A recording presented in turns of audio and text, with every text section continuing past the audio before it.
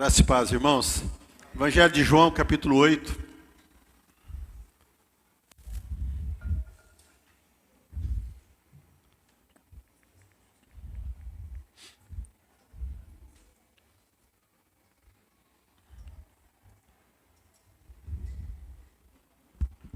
Evangelho de João, capítulo de número 8. Uma vez assisti um filme. O nome do filme era Só Deus por Testemunha. E é um filme muito conhecido, né, sobre o Titanic. Eu fiquei pensando, né, aquela imensidão do mar. Só Deus realmente foi testemunha do que aconteceu ali naquele lugar, naquele momento, né, toda a tragédia. E esse texto quando veio ao meu coração para compartilhar, eu fiquei pensando num tema, né? Aí eu lembrei do filme, lembrei do nome do filme, e pensei nas pedras como testemunhas do que aconteceu ali naquele fato, né? Então só as pedras podem de fato testemunhar, né, o acontecido ali. E eu quero, na verdade, compartilhar com os irmãos, né, o texto que está no Evangelho de João, no capítulo 8, para nós meditarmos nessa noite, né, sobre algumas coisas que, né, o texto apresenta, pelo menos apresentou para mim. Eu sei que o texto é muito rico, né, muitos podem extrair outras questões ainda mais profundas, né, mas eu quero, nesta noite, pensar com vocês algumas coisas. Diz assim o texto, que Jesus, porém, foi para o Monte das Oliveiras.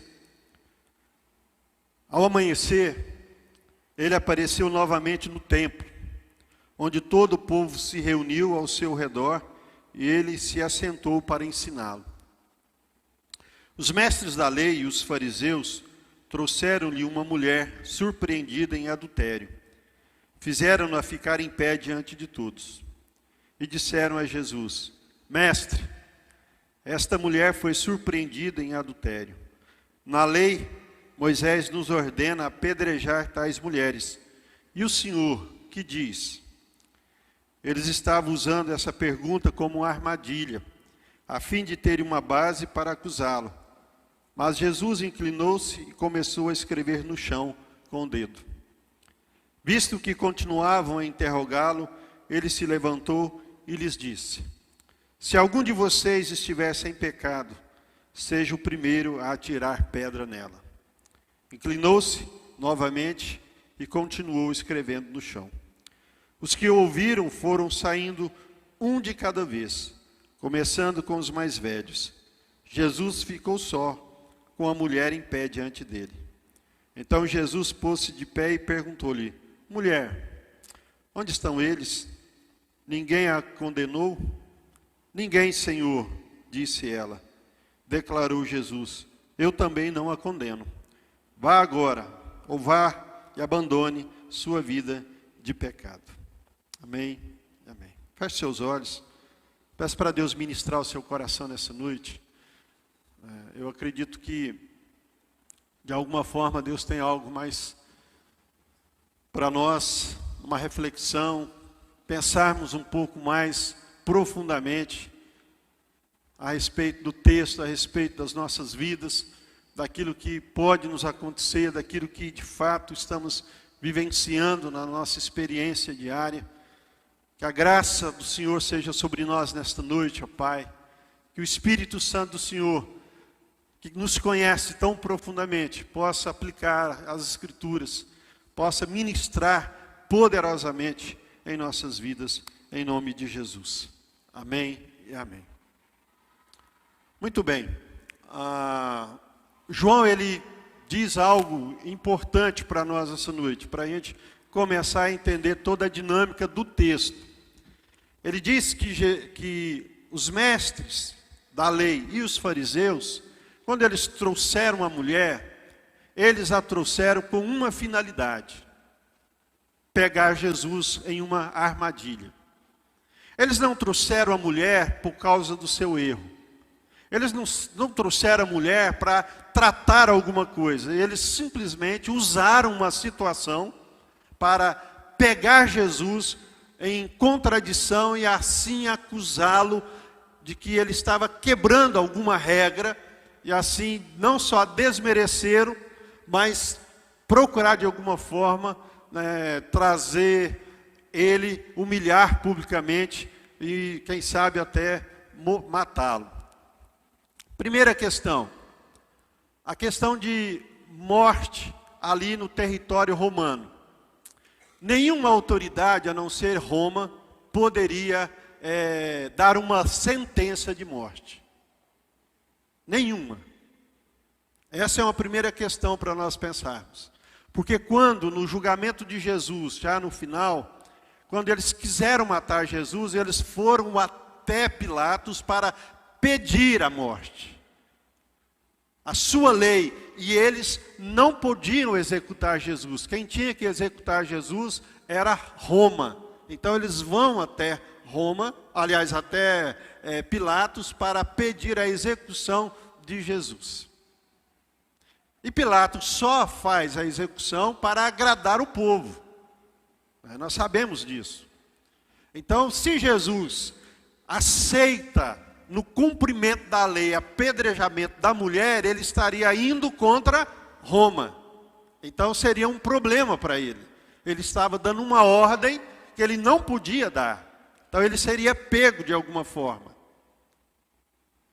Olha só a situação ali em que ele se encontrava. Segundo lugar, a lei de Moisés efetivamente diz sim, que tais mulheres deveriam ser apedrejadas. Então se ele também não diz que era para apedrejá-la, ele estaria indo contra a lei. Também um outro problema para Jesus, ou seja, era uma situação extremamente difícil ali naquele contexto, daquela forma. Então Jesus, ele está numa situação, humanamente falando, visivelmente falando, externamente falando, extremamente complexa. Mas aqui há um detalhe que eu gostaria de compartilhar, porque a nossa relação com Deus, às vezes nós ficamos como que, não mascarando simplesmente, mas vivenciando uma experiência de relacionamento com Deus, baseado única e exclusivamente naquilo que fazemos externamente. Seja naquilo que falamos, naquilo que colocamos as nossas mãos, nas nossas atitudes, no nosso trabalho, ou seja, estamos sempre de alguma forma, diante de Jesus, fazendo alguma coisa, e de repente Jesus olha tudo isso, mas ele tem um olhar mais profundo, ele tem um olhar mais aguçado, ele nos conhece de uma forma tão tremenda, que quando ele nos olha, o que fazemos externamente, ou o que falamos, parece que não tem muito sentido, ou não tem absolutamente valor algum dentro do conceito espiritual. Nenhum.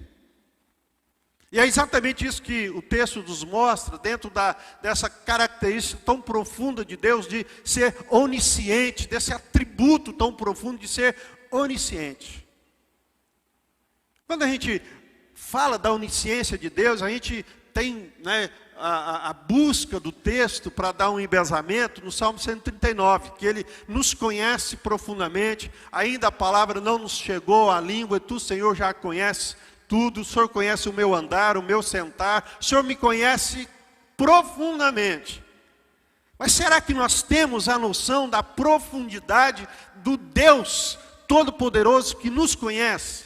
Será que nós temos exatamente a consciência desta profundidade, desse conhecimento, até onde isso vai? E quanto isso importa para Deus?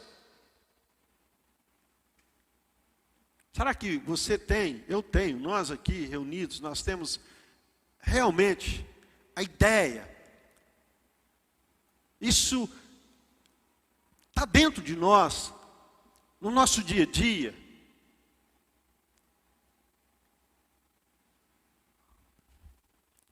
Douglas falou sobre ofertas, falou sobre dízimo. Ele foi além. Quando ele pega o texto da viúva, Jesus está no gasofilácio. É como se Jesus estivesse aqui, quando você viesse entregar o seu dízimo e a sua oferta. Ele estivesse aqui, junto ao gasofilácio. E todo mundo que vinha entregar, ele olhava. Já pensou Jesus olhando nos seus olhos e você entregando? Um por um. É isso que o texto diz. Jesus estava no gasofilácio. E à medida que as pessoas iam depositando, ele observava. Um por um. Você já imaginou você diante de Deus e Ele te olhando e vendo que você está sonegando? Está roubando? Não está sendo verdadeiro? Está dando uma coisa e falando que é outra? Ele olhando nos teus olhos.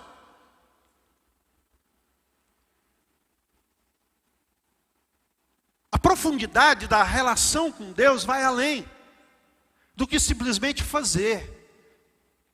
Do que simplesmente ministrar um louvor, ou ministrar uma palavra, ou atuar um ministério, ou participar de uma reunião qualquer. Vai além. Porque quando eles trouxeram a mulher e a colocaram em pé, no meio, diante de todo mundo, esperando uma palavra de Jesus, Jesus não responde coisa alguma, ele escreve com o dedo no chão, alguma coisa ele está escrevendo ali. Tem uma tradição que diz, eu não sei se de fato é, de que ele escreve ali alguns pecados, alguns nomes de pecados. Ele se levanta e diz, então tudo bem, então quem não tem pecado, que atire a primeira pedra. E movidos por uma consciência de pecado, uma consciência profunda, diz que a partir dos mais velhos até os mais novos, todos se retiraram. Eu fiquei exatamente olhando esse texto, onde Jesus é capaz de olhar profundamente a vida das pessoas e de todos que ali estavam. Todos ali. Da forma como ele trabalha as nossas motivações, da forma como ele avalia aquilo que estamos realizando, da forma como ele mexe conosco, ele nos olha, nos aprova ou nos reprova. Assim como ele fez com todos, ele diz, olha, todos trouxeram o que sobrava. Essa mulher pegou 2 moedas de cobre e deu tudo o que tinha. Então ela deu muito mais do que todo mundo, e Jesus então aprova a atitude dela. Ele não a condena. Ele diz, ela fez mais do que todo mundo que deu o que sobrava. Porque a avaliação não está no valor, a avaliação está na atitude, na motivação. E é isso que nós precisamos aprender na nossa relação espiritual profunda, de uma espiritualidade sadia, de uma espiritualidade forte, de que a motivação, a atitude daquilo que estamos realizando para Deus tem que ser a razão máxima e muito mais forte do que aquilo que estamos realmente fazendo. Porque você pode fazer um punhado de coisas, mas se seu coração não estiver ali, não há valor algum para Deus. Porque não é isso que Deus vai avaliar você. Não é por aí que Deus vai te avaliar. Há uma expressão no final dos tempos, que eu já li, já pensei a respeito, e já me assustei com isso. Alguns vão chegar diante de Jesus e vão dizer assim, Senhor, mas em teu nome, eu cantei, eu preguei, eu participei de ministério, eu cuidei, eu ajudei. Em teu nome, Senhor, eu fiz um punhado de coisa. eu ofertei, eu dizimei, em teu nome eu fiz muita coisa. E sabe o que Jesus diz? Não te conheço. Não te conheço. Por que isso, gente? Se a questão é fazer, por que essas pessoas não são reconhecidas e conhecidas por Ele? Porque não há coração. Não há vida. Não há vida. Há algo que sempre eu falo aqui há muitos anos, a religiosidade. Sabe qual é o nosso grande perigo? Sabe qual é o seu grande perigo, querido? Você se acostumar com o sagrado. Esse é o seu grande perigo. A gente se acostuma com o sagrado. E quando a gente se acostuma com o sagrado, a primeira coisa que acontece conosco é que o sagrado deixa de ser sagrado, ele passa a ser profano na nossa vida.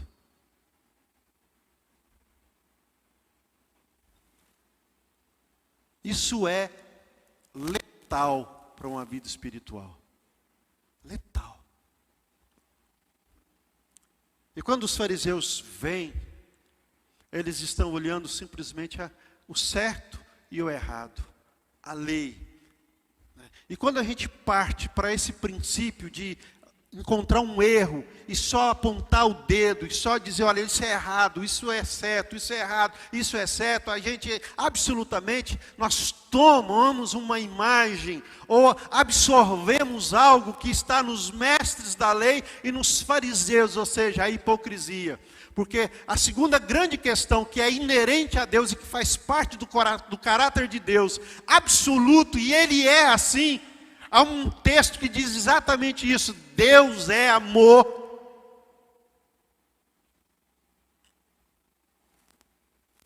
E é por causa do amor de Deus que nós estamos aqui. É por causa do amor de Deus que nós somos capazes de olhar João 3,16 e ouvir João gritando, falando para nós que Deus amou o mundo, pessoas, de tal maneira, não há uma expressão exata na profundidade, na extensão do amor de Deus pelo ser humano, que entregou o seu próprio filho para ser crucificado no seu lugar. Ou seja, certo e errado, justo e injusto, sem a base, sem esse envolvimento de amor, é absolutamente hipocrisia dentro do contexto religioso. Porque nós fomos chamados para vivenciar a mais linda experiência de amor.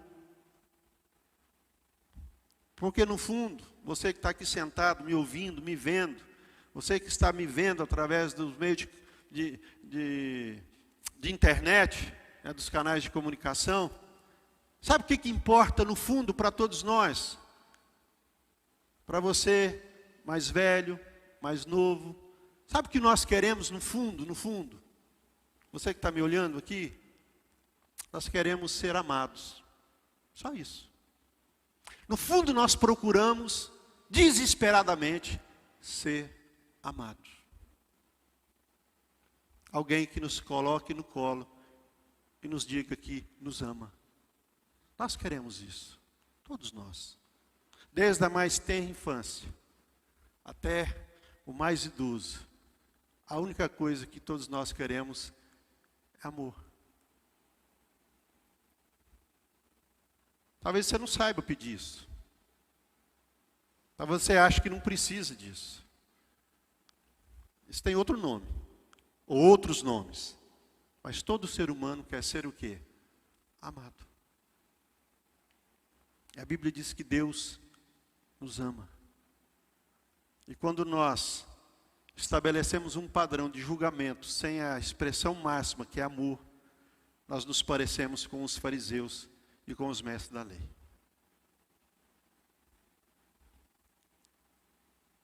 É isso que nós precisamos. Nessa relação de vivência espiritual, primeiro, Deus olha exatamente por dentro.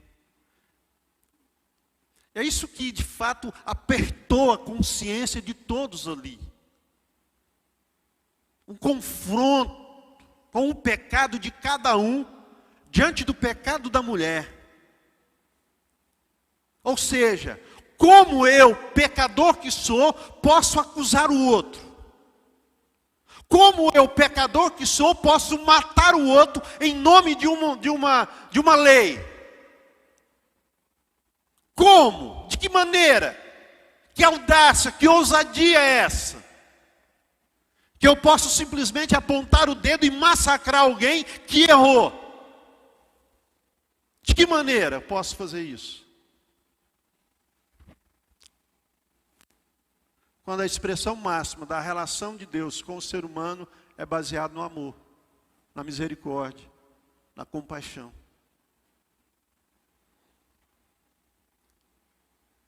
Aí você pode pensar, então, posso errar de todo jeito? Não, o texto não diz isso. O texto não diz isso. Pelo contrário. Pelo contrário. Mas a base que Jesus está, de fato, exercendo ali é o amor. Porque Jesus não deu confiança para eles, porque eles sabiam qual era a motivação do coração de cada um ali. Era simplesmente subjugar, maltratar aquela mulher e matá-la, apedrejada. Não havia amor, não havia respeito. De verdade, ninguém estava preocupado com a santidade de Deus, ninguém estava preocupado com o pecado daquela mulher. É isso que nós precisamos pensar a respeito da nossa relação com Deus, a respeito da nossa vivência e convivência mútua aqui dentro do nosso contexto, quando de fato nos preocupamos uns com os outros baseado no amor, não na lei, mas no amor, não no erro, mas no amor, de maneira que eu seja capaz de chamar, de confrontar qualquer que seja a situação baseado no amor.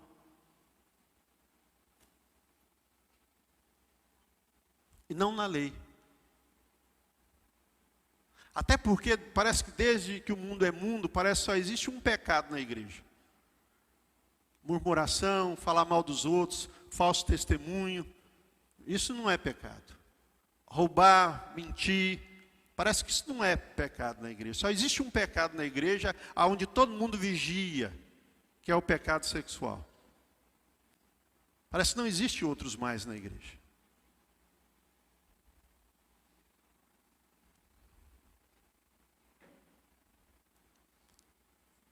A Bíblia diz que Deus amou o mundo. E Ele diz, olha, sabe quem experimenta esse amor de Deus? Aqueles que reconhecem que precisa dele. Eu vim para os doentes. Eu não vim para os sãos. Os sãos não precisam de médico, e sim os doentes. Quem sabe você está aqui hoje, precisando do amor de Deus.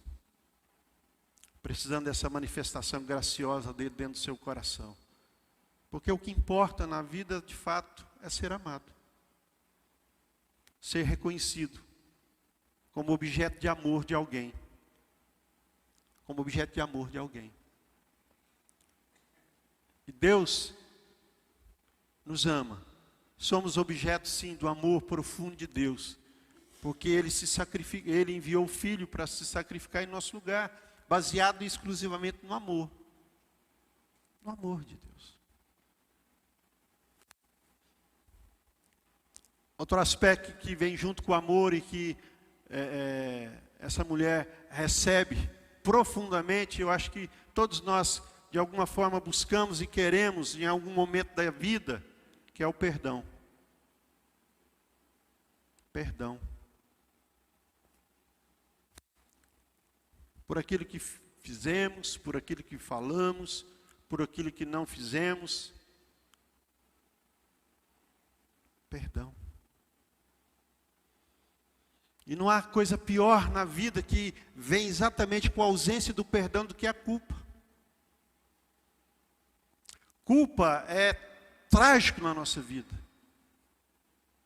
Quando nós não nos perdoamos, é algo trágico, é algo terrível, por algo que fizemos ou deixamos de fazer e assim por diante, mas isso martela e desenvolve dentro da gente fraturas horríveis nas nossas emoções, nas nossas vidas, e causa pavor na caminhada, naquilo que vamos, né, seguindo ao longo da nossa existência. Perdão. Nós temos o perdão em Deus. A Bíblia diz em 1 João capítulo 1, verso 9, que se nós confessarmos os nossos pecados, Ele é fiel e justo para perdoar os nossos pecados e nos purificar de toda a injustiça. Perdão. E quando Ele atinge o nosso íntimo, queridos, é libertador. O perdão é transformador, ele atinge a nossa alma de uma forma tão intensa, tão profunda, que ela que limpa completamente. E o poder é tão grande que diz a Escritura que ele nos faz de novo. Ele nos faz de novo, de novo. Ou seja, sempre que há perdão, ele está nos fazendo de novo, ele está cuidando de novo, é um vaso de novo. Segundas chances. Todos nós queremos, precisamos e temos da parte de Deus. Quantas você já não teve? Quantas oportunidades você já não teve? E quantas outras você terá ainda ao longo da caminhada diante do Altíssimo? Jesus se levanta, pergunta à mulher, olha só o termo, aonde estão os teus acusadores? Sabe quem é acusador? É o diabo.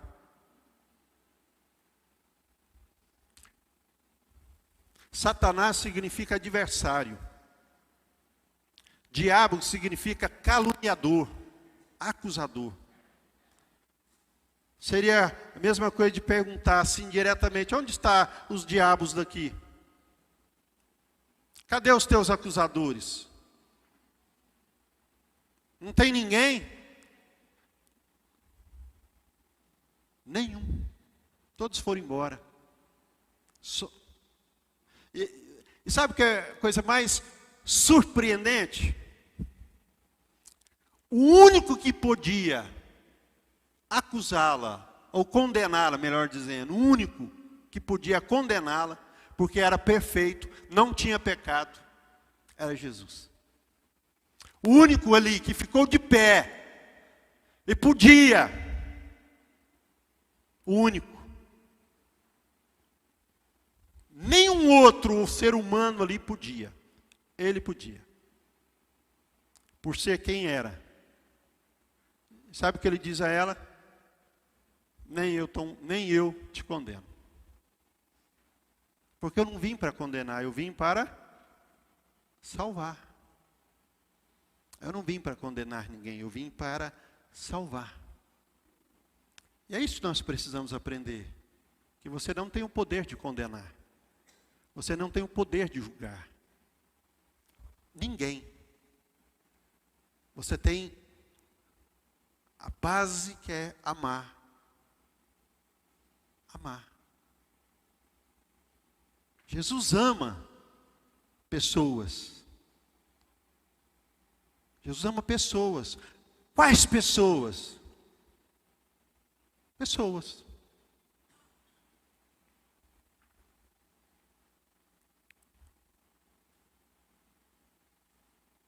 O que pessoas fazem é outra coisa. Porque se Jesus fosse olhar para aquilo que nós fazemos, não estaríamos aqui.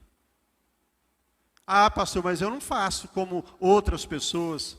Jesus disse uma coisa muito interessante para nós. De onde procedem os maus desígnios do homem? Do coração. Você é capaz de confessar os seus pecados sinceramente em voz alta, na frente de uma comunidade?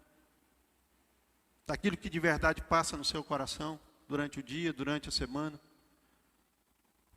Dos desejos, da raiva, do ódio, da murmuração, da reclamação. Você é capaz de fazer isso? De chegar na frente?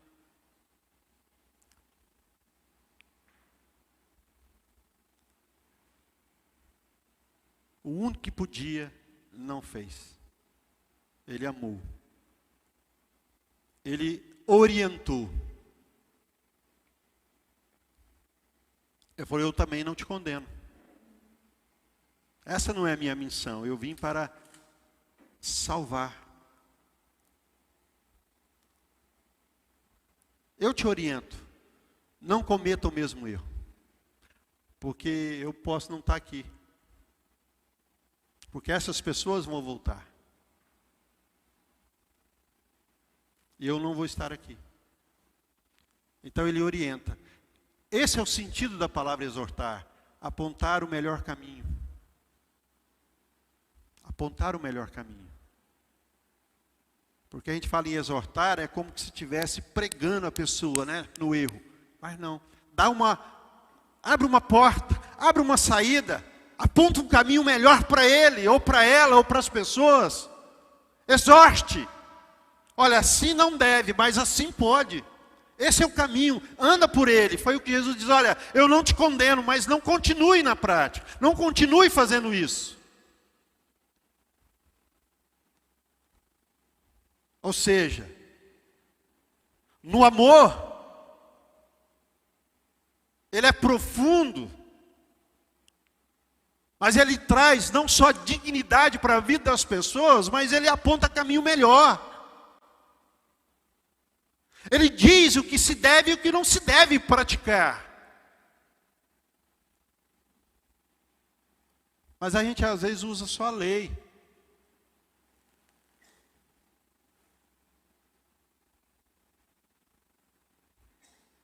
A motivação dos nossos corações, a base que é o amor, o perdão que nós recebemos de Deus e essa capacidade que nós temos de perdoar, de se envolver na vida um do outro e trazer um bálsamo de alegria e de prazer na vida de uma pessoa que é perdoar.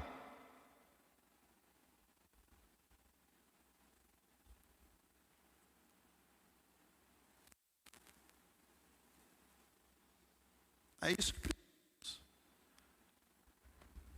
Aliás, a diferença da igreja é exatamente isso. Porque se eu gostar só de quem gosta de mim, só de quem me faz o bem, que diferença eu tenho de qualquer outra pessoa aí na face da terra? Qual a diferença? E Jesus diz, nenhuma. Nenhuma. Aliás, João ele vai além, ele diz, nisto conhecerão lá fora que vocês são meus discípulos, se vocês o quê? Os amarem.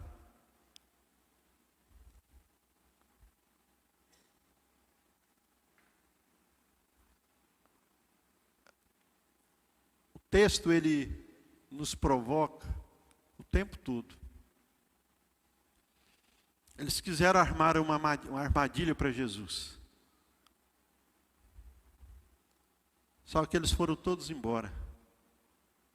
Eles caíram no laço que eles mesmos arrumaram para ele, para Jesus.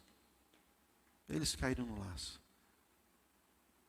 Porque Jesus pegou uma situação real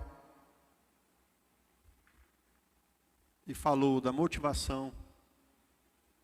Porque quando a consciência acusou, querido, e não há nada pior na nossa vida que uma consciência que nos acusa. Quando a consciência acusou, eles deixaram as pedras e foram embora. Jesus revelou o seu profundo amor e missão. Eu vim salvar, eu vim amar. Ele veio mostrar para nós que, de fato, é isso que importa para cada um. Ser amado. Mais duro que você seja aí, você só quer ser amado ou amada. Só isso.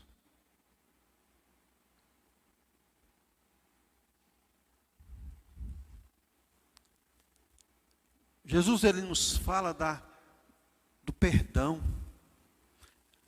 Porque ele era o único que podia condená-la. Ninguém mais podia fazer isso. Só Ele.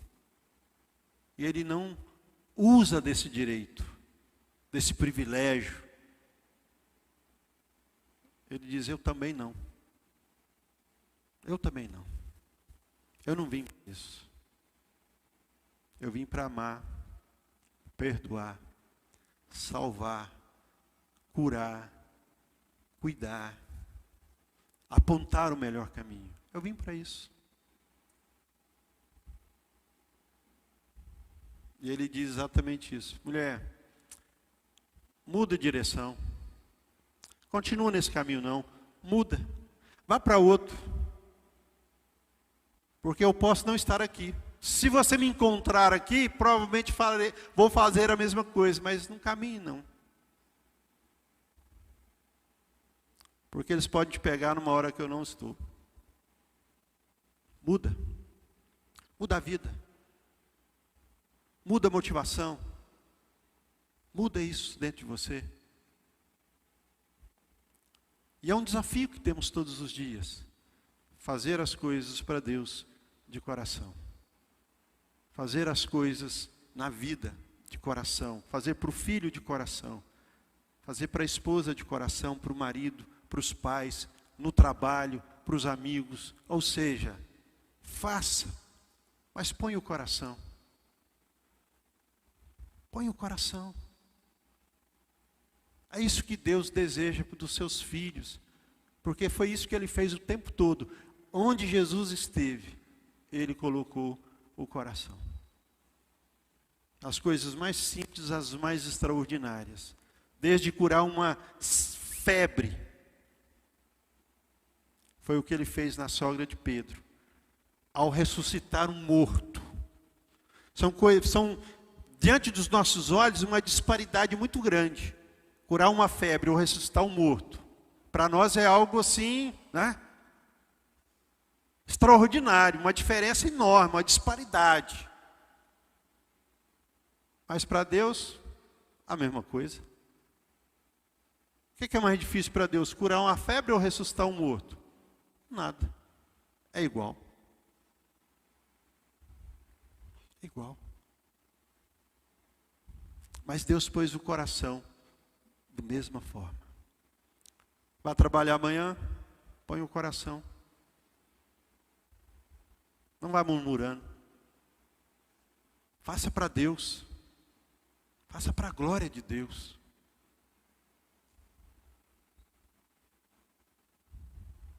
É isso.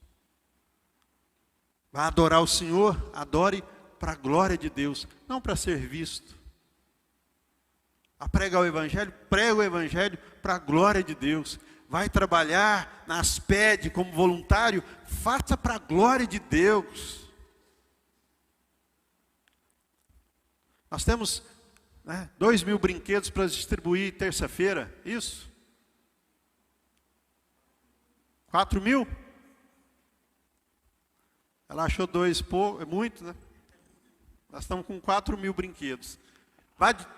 Amém? Nossa, que amém fraco, vamos pedir. Nossa Deus.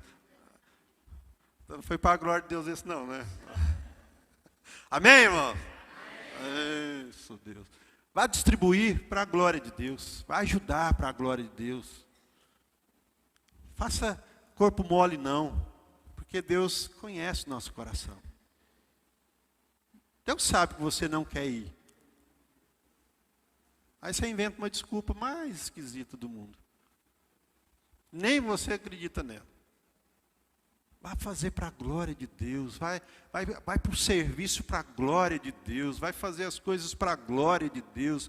Vai viver para a glória de Deus. Vai amar para a glória de Deus. Vai perdoar para a glória de Deus. Vai exortar para a glória de Deus. Vai viver a vida para a glória de Deus. E Ele que nos vê, nos abençoa poderosamente. Amém? É isso.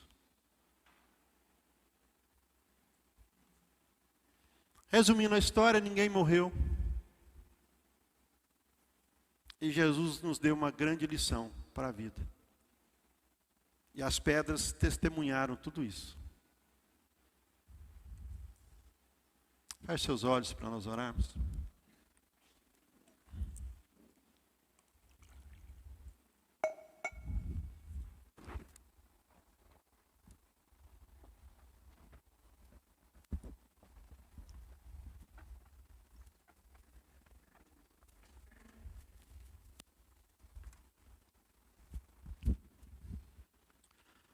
Nessa noite, ó Deus,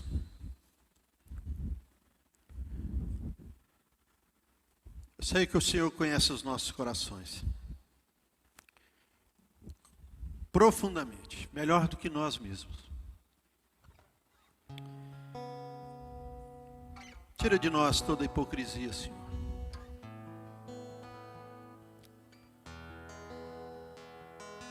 Às vezes a gente olha sempre para o outro, mas é um olhar de julgamento, um olhar de superioridade. Em nome de Jesus, que nesta noite, ó Deus, sejamos capazes de olhar para dentro de nós, assim como todos aqueles outros que reconheceram as suas falhas e não puderam apedrejar aquela mulher, porque a consciência, ó Deus, foi pesada ali naquele momento. Que assim seja sobre as nossas vidas, Pai, no nome de Jesus.